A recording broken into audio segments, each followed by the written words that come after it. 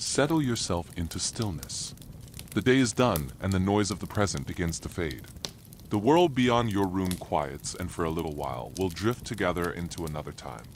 Tonight, we'll wander through the narrow, echoing streets of a medieval city, a world of timber and stone, of smoke curling from chimney stacks, and of bells that measured every hour of the day. We won't meet kings or heroes tonight. Instead, we'll walk beside the people who filled those streets, the craftsmen and laborers, the merchants and mendicants, the people whose names were never recorded, but whose footsteps wore the cobblestones smooth.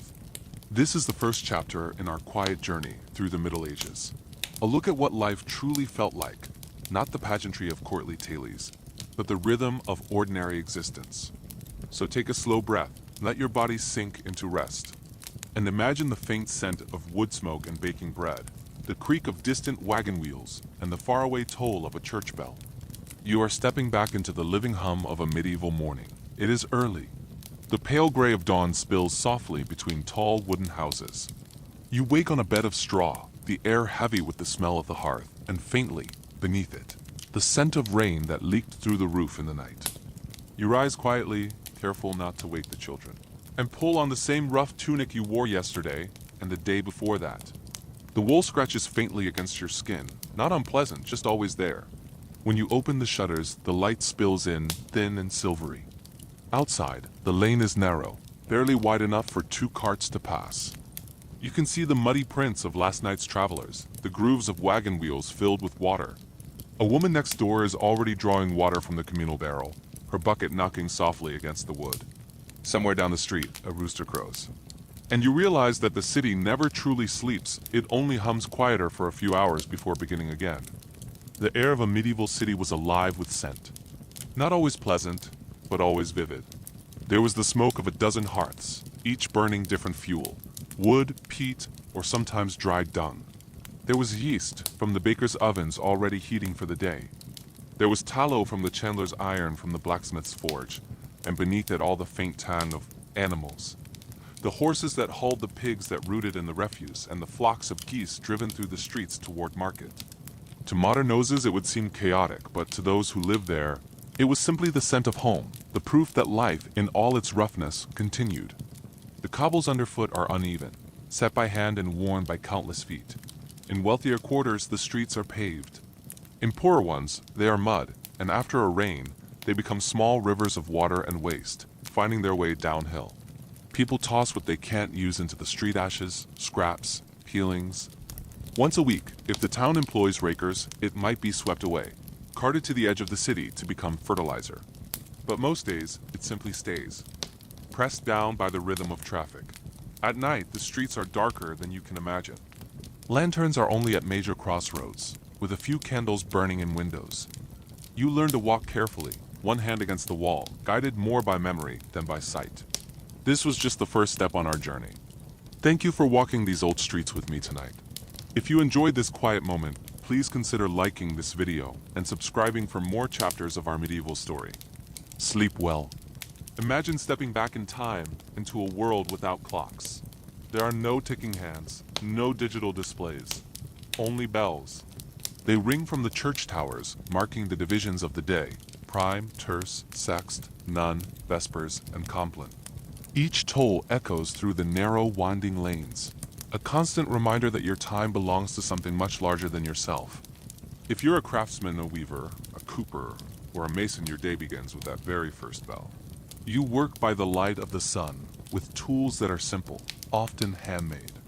The pace of your labor isn't set by a deadline, but by the steady rhythm of daylight itself. The guilds are the keepers of your craft. They decide what you can sell, the quality you must maintain, and how many years an apprentice must toil before they can even dream of becoming a master. It's a world built on order, on slow, careful, and deliberate progress. If you're a woman, your tasks are different, but no less constant. Fetching water from the well, minding the children, mending worn linen, baking the daily bread. In this world, every single act has weight, and every object holds value.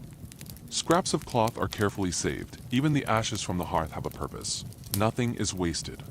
From every direction, the city murmurs. You hear vendors calling out their wares from market stalls. The rhythmic tap-tap of a cobbler's hammer, a dog barking somewhere, just out of sight.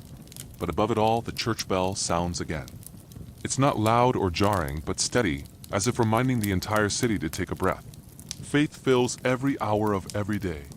There are crosses at street corners, icons painted above doorways, and small, simple shrines tended with loving care.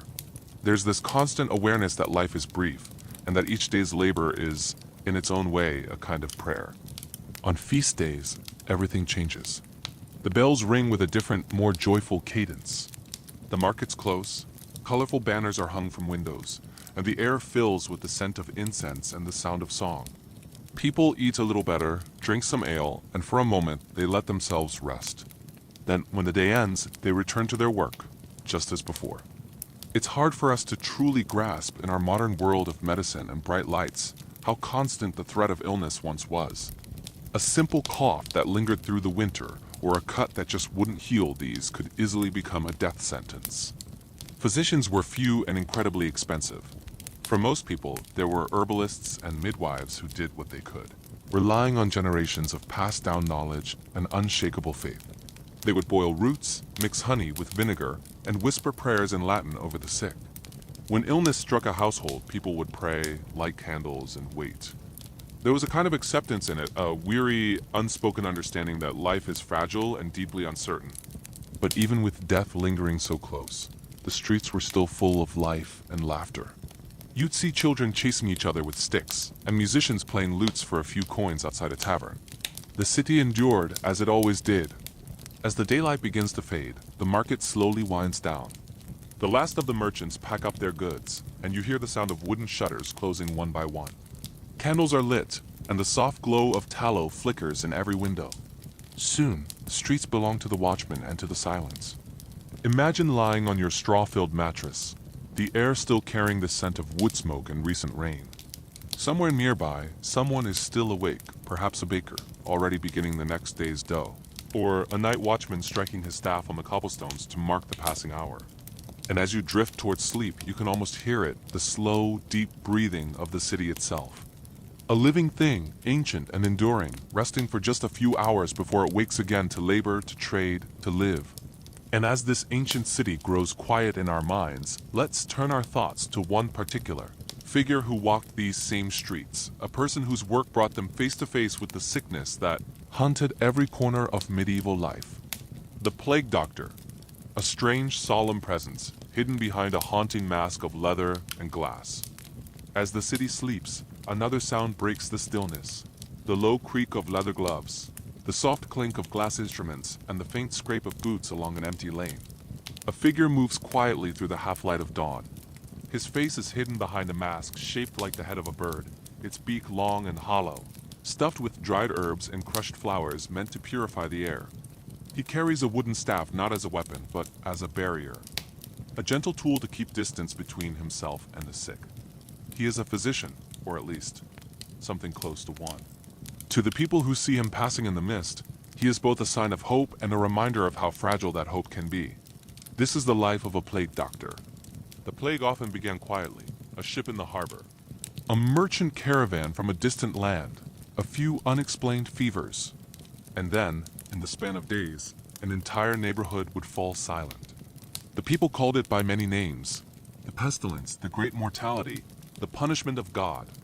The doctors, those few who dared to study it, called it *pestis*, a word that meant both disease and ruin. Imagine yourself as one of these physicians. You have no knowledge of bacteria or viruses. You understand only what you can see: the swelling, the heat, the weakness. You keep your distance and breathe through the herbs in your mask: rosemary, mint, myrrh, and lavender. They provide the illusion of safety, a small comfort in the face of something vast and unseen. When you are called to a home, you move slowly. You don't rush. Haste feels dangerous. Inside, the air is still. A family waits, their eyes wide with fear. You observe the patient from across the room, noting their pale skin and shallow breaths. You ask gentle questions. When did the fever begin? Has anyone else in the household fallen ill? Your voice is quiet, steady, and measured. You may prescribe remedies that feel more like rituals than medicine. A poultice of herbs to supposedly draw out the sickness, a small bleeding to balance the body's humors, a prayer said aloud to Saint Roch or Saint Sebastian, patrons of the afflicted. You leave behind the faint scent of vinegar and smoke. Sometimes those you visit recover. Sometimes they do not. You learn not to linger. Outside, the city seems utterly changed. The markets are quieter, doors are marked with chalk crosses. And where once there was the sound of music and laughter, there is now only the murmur of prayers. The graveyards fill quickly. New pits are dug at the edges of towns. People begin to burn fires in the streets, believing that the smoke will drive the sickness away. They walk carrying flowers, pressing them to their faces to ward off the smell of decay. And still the doctor walks, his shadow long against the stone walls. He cannot cure what he does not understand, but he can bear witness. He can record, observe, and endure. The strange costume of the plague doctor wasn't born from fear alone, but from the very beginnings of science, a first uncertain attempt at protection. The long leather coat was waxed to keep moisture away. The gloves sealed the wrists, the hat marked his station, and the mask, that haunting bird's face, was designed to hold aromatic herbs. It was believed that disease traveled through miasma, the bad air of corruption and rot. So the herbs were chosen carefully: rose petals, camphor, mint, juniper, anything pleasant to overpower the invisible threat. The mask became an emblem, half practical, half symbolic, a boundary between the world of the living and the shadowed realm of the dying. And though centuries later it would seem almost theatrical, at the time, it was an act of courage and perhaps of compassion, to face what others fled from, to walk into rooms filled with sickness and not turn away. Have you ever seen that strange, bird-like mask from history? That's the plague doctor. But their job was about more than just medicine. Many were asked not only to treat the sick, but also to count. They meticulously recorded the names of the dead, marked houses for quarantine, and tracked the slow creeping spread of the disease from one street to the next. These records, simple sheets of parchment covered in careful script, still exist in archives today. They are quiet, solemn documents, filled with a haunting repetition. Deceased, deceased, deceased, each word is a life reduced to a drop of ink. And yet, through these pages, historians can trace the very rhythm of the epidemic, the weeks when it swelled into a terrifying wave, and the moments when it finally faded, leaving behind an eerie silence and empty streets. Imagine for a moment what that must have felt like, to be seen as both a savior and an omen of death. When a plague doctor knocked on a door, the family inside might bless him, or they might break down in tears. To see his silhouette was to know that death had drawn uncomfortably close. Some doctors were treated with kindness, given warm food, clean water, and thanks whispered through tears. Others were stoned in the streets, accused of spreading the very plague they were trying to fight. In times of great fear, trust is one of the first things to break, but still they came. Some were learned men from prestigious universities, armed with the best knowledge of their time. Others were barely trained at all, hired simply because they were willing to face what no one else would. And all of them shared the same heavy burden: to walk through a city emptied of joy, to witness unspeakable loss, and to keep breathing through a leather mask stuffed with herbs, hoping it would be enough. When night finally fell, the doctor would return to his quarters, perhaps a small, sparse room near the infirmary, or a lodging paid for by the town. He would carefully remove his mask, the herbs inside now wilted and dark. He'd set his tools in vinegar to cleanse them for the next day. Then, in the dim glow of a single candle, he would sit down to write his notes, the number of new cases, the symptoms he observed, the deaths he recorded. Outside, the city would be quiet again. A dog might bark in the distance, and then nothing. The air would smell faintly of smoke from purification fires and perhaps of rain just beginning to fall. The doctor would blow out his candle, and for a moment, there would be only darkness and the weight of his work. Eventually the sickness would fade. It always does. Life returns to the streets in cautious, hesitant steps. Markets slowly reopen. The sound of children's laughter, long absent, begins to echo once more in the lanes. The doctor now walks without his mask, and while people nod as he passes, many still avoid his eyes, unable to forget what his presence once meant. Somewhere in his ledger, he writes the final, hopeful entry: "Pest is gone." Though he may not have known it then, his work, and that of others like him, was laying the groundwork for something far greater.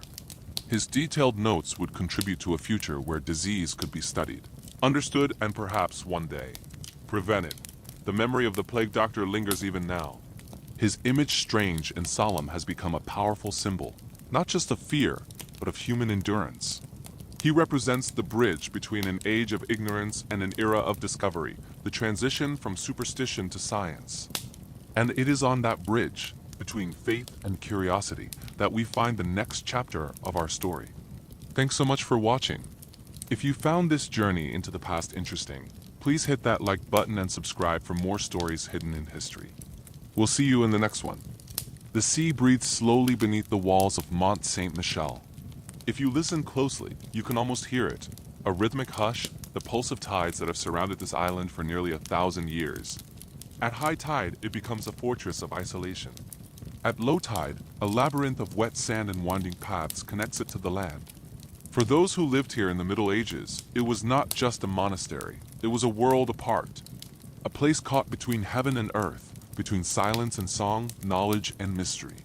And deep within its cold stone chambers, beneath arches carved by patient hands, a question still lingers. What happened to the manuscripts that vanished from Mont Saint-Michel's legendary library? Imagine approaching the mount in the 13th century. The air smells of salt and candle wax.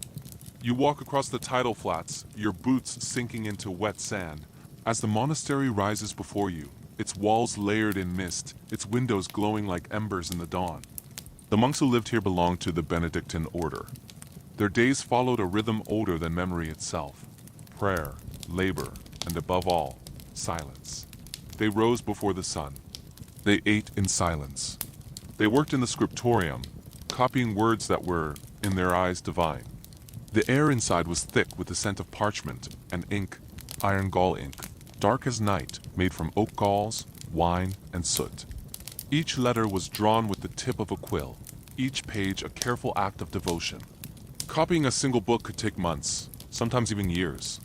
And yet, they worked patiently, believing that to preserve knowledge was to serve God Himself. This was their sacred duty, their life's work. By the late Middle Ages, Mont Saint-Michel had gathered one of the richest libraries in all of Europe. It held treatises on astronomy, medical texts translated from Arabic, and the writings of ancient philosophers like Aristotle and Galen, whose thoughts had survived the fall of empires. Pilgrims who visited the abbey spoke of its beauty, and scholars across the continent whispered about the depth of its archives. Picture a monk reading by candlelight while the wind moaned outside, his page trembling slightly in the draught. To live among so many books was to live in the presence of eternity. Knowledge, they believed, was a form of prayer. And yet, centuries later, when historians came searching, many of those manuscripts were gone. Entire shelves were empty. Catalogs were left incomplete. Hundreds of priceless works, once copied by hand with painstaking care, had vanished without a trace. So what happened to them? The disappearance of these books has never been fully answered, leaving us with a compelling historical mystery. Some theories suggest they were taken during the 100 Years' War, when Mont Saint-Michel became a military fortress, a lonely island stronghold surrounded by English forces. The monks turned their monastery into a citadel, its halls echoing with the clatter of arms instead of chants and prayers. In times of war, knowledge is fragile. Books could have been burned, lost to fire, or carried away as spoils of war. Others believe the manuscripts were hidden for their own protection. Perhaps they were carried inland to safety when the abbey was threatened, but for some reason, they were never returned. And then, there are those who whisper that the monks concealed their most precious works in secret vaults, hidden deep beneath the rock itself, forever beyond the reach of tide and time. Though many volumes disappeared, a few survivors remain. They are scattered now, in Paris, in Avranches, in libraries across Europe. Some are whole. Others are mere fragments, their corners nibbled by centuries of damp and dust. But what's most intriguing are the small, human details left behind by the scribes themselves. In the margins you can find tiny doodles, a cat chasing a mouse, a monk dozing at his desk, a delicate leaf curling into a letter. One even contains a faint fingerprint, pressed into the wet ink nearly 1,000 years ago. The mark of a hand long since turned to dust. Each of these small details feels like a whisper across the centuries, proof that the monks were not faceless copyists, but living, breathing men who dreamed, sighed, and grew weary over long hours of work. Their legacy isn't just in the words they copied, but in the silence they left behind, a silence that continues to echo with one of history's most fascinating unsolved mysteries. Thank you so much for joining me on this journey back in time. Imagine a windswept island, crowned by an ancient abbey, rising like a dream from the sea. This is Mont Saint-Michel, a fortress of faith and stone. But deep within its walls, another fortress once stood, a fortress of knowledge, a library of unparalleled richness, now lost to time. Let's uncover the secrets of its vanished pages. In the heart of the medieval monastery, the scriptorium was the intellectual engine of its age. Monks, hunched over wooden desks in the dim light, were not just copying texts. They were guardians of civilization. With every deliberate stroke of the quill, they transformed animal hide and ink into vessels of history, philosophy, and scripture. The work was painstaking. A single manuscript could take years to complete. Imagine the stillness, broken only by the scratch of a nib on vellum and the distant cry of gulls. This wasn't just a workshop. It was a sanctuary where words were sacred, and knowledge was preserved against the darkness of the world. Each finished book was a triumph of dedication, a beacon lit against ignorance. But what made the library of Mont Saint-Michel so legendary? It wasn't just its size, but the sheer breadth of its collection. Here, classical texts from Greece and Rome sat alongside groundbreaking works of science, astronomy, and theology. The abbey became a magnet for Europe's brightest minds. Scholars journeyed across treacherous paths and stormy seas, drawn by the promise of knowledge found nowhere else. They came to study, to debate, and to add their own wisdom to the growing collection. Mont Saint-Michel wasn't just storing old ideas. It was a crucible for new ones. A vibrant center of intellectual exchange that shaped the course of Western thought for centuries. It was a true lighthouse of learning. Then the storm came. Not of wind and water, but of revolution. In the 18th century, the French Revolution swept across the land, and the abbey was seized. The monks were driven out, and this sacred place of learning was desecrated, turned into a prison grimly nicknamed the Bastille of the Sea. The library, the abbey's greatest treasure, was plundered. Thousands of irreplaceable manuscripts were scattered, sold, burned, or simply lost. Books that had survived 1,000 years of history vanished in a matter of months. The silence that fell over the scriptorium was no longer one of scholarly contemplation, but of profound, heartbreaking loss. So where did all the books go? This is where the story turns into a grand historical detective case. Many manuscripts were simply destroyed, their vellum pages repurposed for mundane uses like wrapping fish or making boots. Some were rescued by brave librarians and collectors who recognized their value and hid them away. Over the decades, these scattered fragments began to resurface. Today, manuscripts from Mont Saint-Michel can be found in libraries and museums across the world, from Avranches in Normandy to the Vatican. Each rediscovered volume is a piece of the puzzle, a ghost from the lost library. Scholars meticulously trace their origins, studying the unique handwriting and illuminations, piecing together the story of their epic journey through time. The Lost Library of Mont Saint-Michel is more than just a tale of vanished books. It's a powerful reminder of both the fragility and the resilience of knowledge. While the physical collection was shattered, its intellectual legacy endures. The ideas copied and debated within those stone walls spread across Europe, seeding universities and inspiring new generations of thinkers.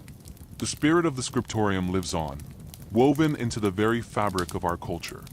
The abbey stands today, a silent monument to its own lost heart, whispering stories of a time when a lonely island in the sea held the knowledge of the world.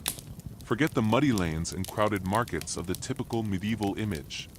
Tonight, let's step into a world draped in velvet and perfumed air. It is evening in a medieval castle. A fire glows low in the great hall, the air thick with the scent of wax and wine. Candlelight paints gold upon the stone, and the soft hum of a harp mingles with the murmuring of courtiers.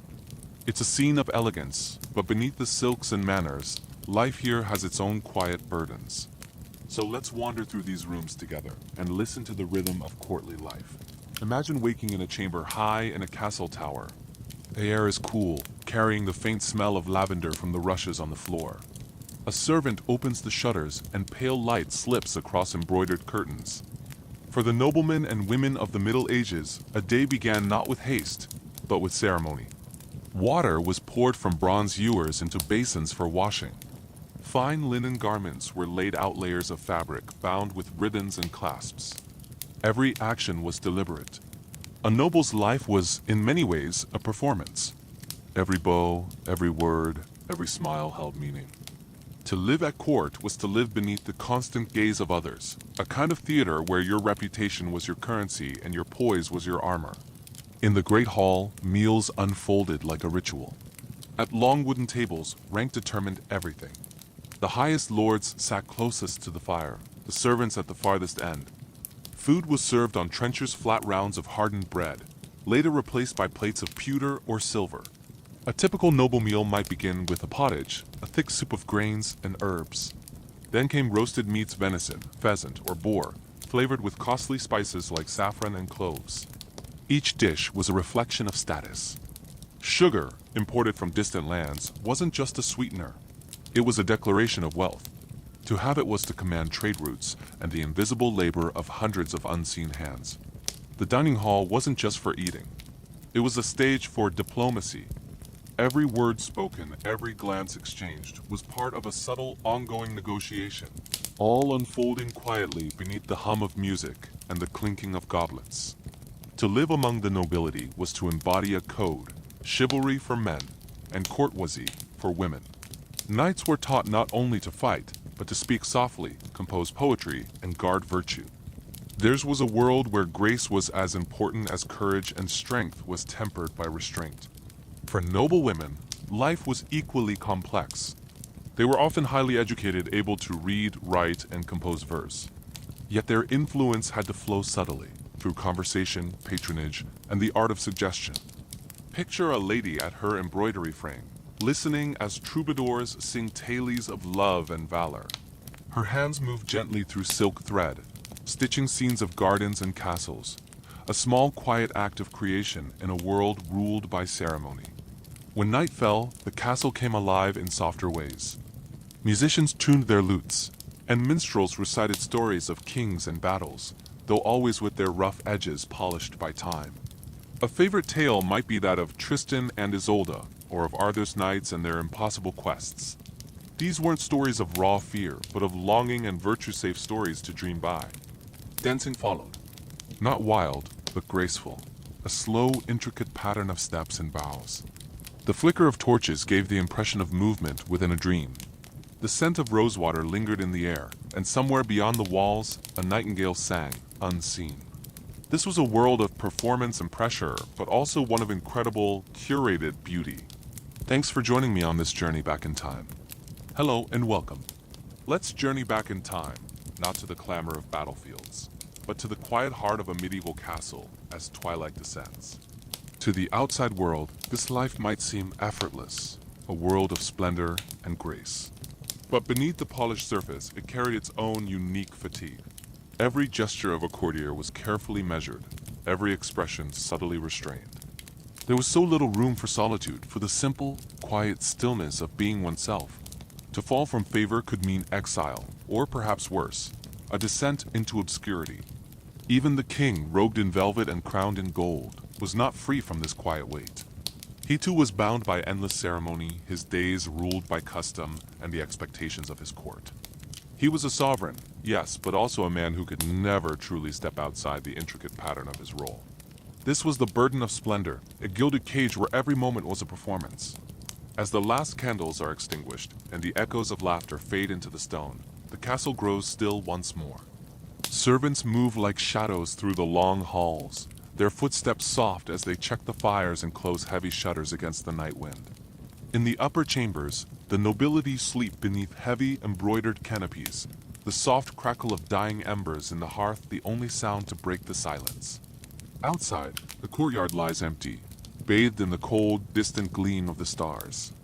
It's easy to imagine, as the night deepens, the dreams that fill these silent rooms. Perhaps a night dreams not of glory, but of the battlefield's end. A lady, not of jewels, but of the freedom of a windswept meadow. A servant of a life beyond these towering walls.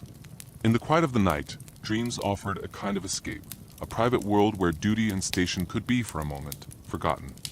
As dawn approaches, the world of the castle begins to stir again. A lone rooster calls from the courtyard below. Footsteps echo softly on ancient stone. The steady rhythm of life resumes, unhurried, ceremonial, and predictable. And within that very rhythm, there is a strange and undeniable peace. Even amid the rigid hierarchy and ritual, there existed a quiet beauty, the distant hum of a lute, the slow, painterly rising of sunlight through stained glass, the gentle hush of silk against cool marble floors. It is this delicate balance between order and longing, between duty and desire that gives the medieval world its enduring stillness and its quiet fascination. As we leave the castle behind us, the world of the past begins to fade. The clatter of hooves, the whisper of parchment, the low toll of bells, all of it blends now into a gentle, distant hum. It is the sound of time itself, steady, unbroken, cradling us into rest. History, in the end, isn't only a record of grand battles and powerful kings. It is also the quiet, intimate story of ordinary rhythms. Of candles lit at dusk, of fresh ink drying on parchment, of hands that toiled and of hearts that hoped. The medieval world was certainly full of hardship, but it was also filled with small, profound beauties. The gleam of light on a silver chalice, the simple softness of wool against skin, the calm, grounding repetition of a whispered prayer. As you drift now toward your own quiet moment, you might think of those who lived so long before you. Their lives, though distant, were bound by the same timeless desires for warmth, for meaning, and for peace. The bells of a faraway abbey grow faint. The last candle in the great hall burns low. And the world, once again, is quiet. The last of the castle's candles have gone out now. Stone walls hold the memory of the day. Footsteps, voices, laughter, all fading slowly into the stillness of night. Outside the high windows, the world beyond the ramparts lies dark and endless.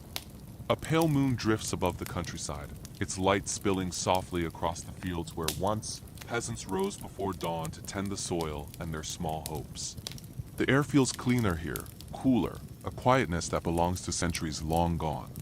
And in that quiet, we can begin to step back.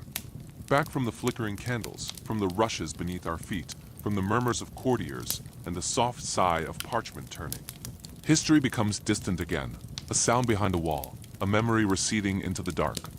Across the ages, the people of the medieval city, the candlemakers, the bakers, the washerwomen, the scribes bent over their desks, lived each day in a rhythm not so different from our own. They woke to labor. They sought warmth, safety, and meaning. They feared loss and prayed for better days. Yet their world moved at a slower pace. Light came only with flame. Comfort was something built by hand. And sleep, when it came, was deep and dreamless, the kind of sleep earned by exhaustion and simple faith. It's easy now to imagine ourselves among them. The creak of the wooden cart, the murmur of a market at dawn, the cold bite of winter stone beneath bare feet. For a moment, we can stand there, and then, gently, let it fade. Centuries turn like pages. The Great Plagues end. The candles burn down to stubs. The manuscripts fade to dust, and the castles crumble into ruins covered with moss. But the rhythm remains. Somewhere deep in that rhythm is the heartbeat of humanity, steady, enduring, unchanged beneath all the noise of history. The same moon that once glimmered over Mont Saint-Michel now shines upon the roofs of modern cities. The same sea that carried merchants and monks still moves in patient tides. Time does not rush here, it moves in soft breaths. And if you listen long enough, you can almost hear those voices, the ones that built and prayed and simply lived. It's comforting in a way to know that the world once turned without us and will continue long after. The hardships of those days, the sickness, the fear, the hunger, they are part of what brought the world forward. The quiet endurance of those who came before became the foundation on which we rest. Every modern comfort, every light and warmth we enjoy tonight, is a faint echo of their labor, the hands that sewed, the minds that copied, the hearts that endured. And now we can simply breathe. Let the weight of centuries lift, as softly as a tide receding into the sea. As you lie in the dimness of your room, you might picture a medieval street, empty now, the torches long extinguished. A faint mist settles over the cobblestones. Somewhere, a bell tolls midnight, its sound carried gently through narrow lanes. one by one, the lights fade behind shuttered windows. Even the watchman, with his lantern and his slow, steady steps, grows quieter until he too disappears into shadow. The world sleeps. And with it, so may you. Thank you for listening. The world of the past will still be waiting, but for now, let it rest, and let yourself rest with it. We appreciate you joining us. If you found this journey calming, please consider subscribing for more stories to help you unwind.